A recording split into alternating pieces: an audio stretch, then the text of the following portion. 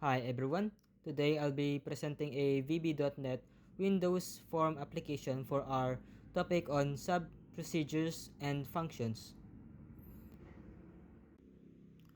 This activity is called Employee Salary Computation Program.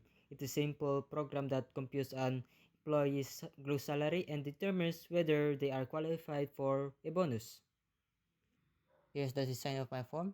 I have three text boxes for the user to input data: daily rate, days work, and allowance. Then I have one button labeled Compute Salary. Below that, there are two labels that display the results, the gross salary and the bonus qualification result. This program calculates the gross salary using the formula daily rate times days work plus the allowance. After that, it checks if the employee is qualified for a bonus or not qualified for a bonus. Now let's take a look at the codes. I created a function called compute gross, which accepts three parameters: rate, days, and allowance. Inside this function, it multiplies the rate and days, adds the allowance, and then returns the gross salary. This here, I use a function because it performs a calculation and needs to return a value. Sub-procedures cannot return a value, so using a function is the correct choice for this part. Next, I created a sub-procedure called determine bonus. This sub takes a computed gross salary as input and checks if it's 15,000 pesos or higher. If this yes, it updates the label to show qualified.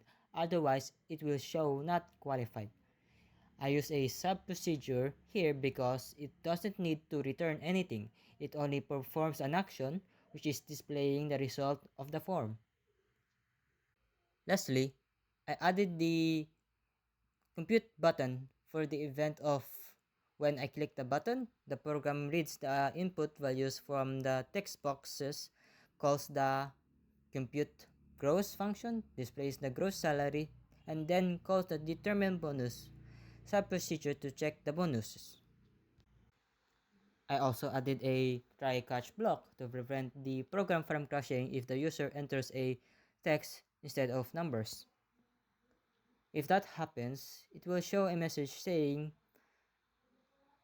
please enter a valid numeric values only instead of stopping the program. Now, let's test the program now. For the first example, I'll try daily rate of 500, days work of 20, allowance of 2000. This will compute and gross salary will show that it will be 12,000 and the result shows that it will be not qualified for a bonus. For the second example, I'll enter daily rate of 700, days work 25, allowance of 3,000. The gross salary becomes 20,500 and that it will show qualified for a bonus. So, the difference between a function and a sub-procedure is that a function returns a value and is useful for computations, and a sub-procedure does not return a value and it's used for actions like displaying results or updating the interface.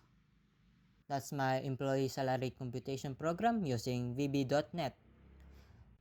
Through this activity, I learned how to use function and sub-procedures properly and how to handle user input safely using try-catch block.